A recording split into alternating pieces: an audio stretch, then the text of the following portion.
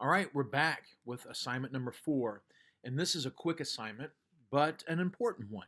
So, in our last assignment, we looked at unwrapping the standards and what that could all involve. I asked you to look at that Google slide deck and get some takeaways on what you thought would be important to consider when examining a standard. And you were to give your feedback in a comment below the posting. On this assignment, I want you to go back to the standards. And here's what I want you to do. I want you to identify 4 power standards. Now, power standards are talked about a lot in education, and it's okay to not know what they are. I'm going to tell you exactly what a power standard is. A power standard is simply any standard, any of the Ohio Learning Standards that you, as a teacher, have decided to place an emphasis on. That's it. That's all that a power standard is. Now, sometimes entire school districts will get together and determine what their power standards are going to be. Sometimes even the Ohio Department of Education will try to identify what a power standard is. They might do so in a blueprint that they release, or they might do so by released questions from previous tests and things like that. All a power standard is what you decide they're going to be.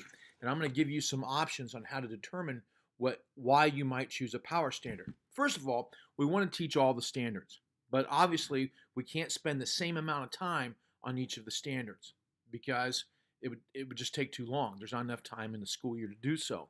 So we want to select some standards that we're going to spend a little more time on. So you get to choose, but we want to choose wisely, all right? So you might choose a blueprint. Now, what is a blueprint? Well, if you go into the Ohio Learning Standards, some subjects have blueprints set up for them. For instance, I taught language arts for a long time. Language arts always provided a blueprint, and they would even list it and call it such, all right? And you can go in and you can do like an ELA blueprint search, and it'll find it for you like so. Like there's a grade 7 blueprint. And all it does is it says, it gives you an approximate percentage of which standards are going to be focused on for that year that they deem it to be important. All right, testing wise, they even tell you percentage of points and things like that. So that is one way to determine what a power standard is. But unfortunately, there is not a blueprint for every content area or even every grade. So if you go into your standards and you don't find a blueprint, there may not be one. So how else could I determine what my power standard is going to be? Well, sometimes there are released test questions. And we never talk about the test, but we are allowed to use the released test questions from the Ohio Department of Education. And if you examine the test questions that they release, you might use those as guides, as an emphasis, as a power standard that you're going to spend a little more time on. How else might you do it? Well, you might use student data. We are, each year we're given the results from the earlier testing, and you can look at incoming students, or you can look at students you just had, and you can examine it 2 different ways. Incoming students, if they did poorly in an area, or they did well in an area, that would determine how much time you may want to spend on that standard. So a standard you spent on last year, you may not need to spend as much time on the next year if the majority of your students did well in that area, and vice versa. So it might change per year. It could also be from assessments or surveys that you give. Maybe you discover that the previous year, the teachers in that content area didn't even cover a certain area. They let you know that, or you do it through a student survey. Or maybe you reflect inside and you think that, this is a standard that you are not as strong in as you are the other standards. We can't be as strong in all of them. We can't be perfect. And so there's some standards of material we're going to know better than others. So you can use your own assessments. You can use prior assessments, prior test scores, feedback from your TBTs, teacher-based teams, when we meet the school year and you have conversations amongst grade levels. You'll get some feedback. Those are all good ways to identify what a power standard could be for the upcoming year. And they will change. And so if we know that, the standards that we're going to focus on as power standards are going to change, that should tell us that our curriculum maps that we're going to create will also need to change. That's right. They can't be stagnant. They have to be living. All right. So here's what we're going to do in this particular exercise.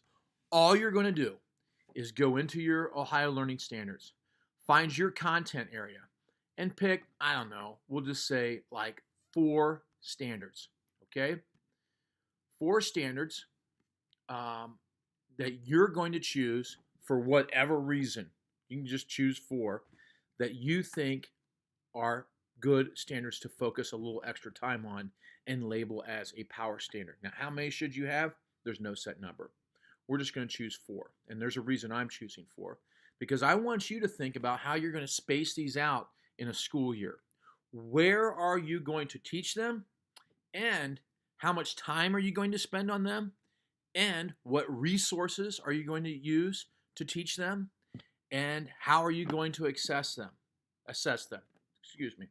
So I want you to figure out how you're going to share that feedback with me. I want you to either use Google Docs or whatever program you like to use, maybe even take a screenshot and explain to me what 4 standards you're going to choose as a power standard, where they're going to be in the school year, maybe by quarter, what resources you might tie to them and why, and how you might assess them. Now, don't spend a lot of time on this. Be brief. There's a reason we're doing this, because this is a very small glimpse at the ideas, some of the ideas of curriculum mapping. Where do the standards go? How much time are we going to spend on them? What resources we're going to use and how we're going to assess them.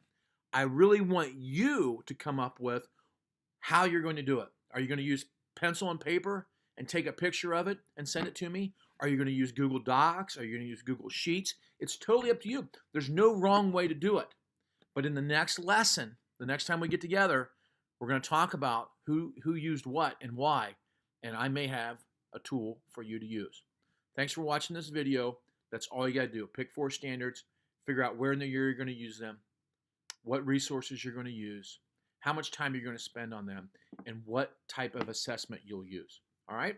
Don't spend a lot of time on this. Thanks.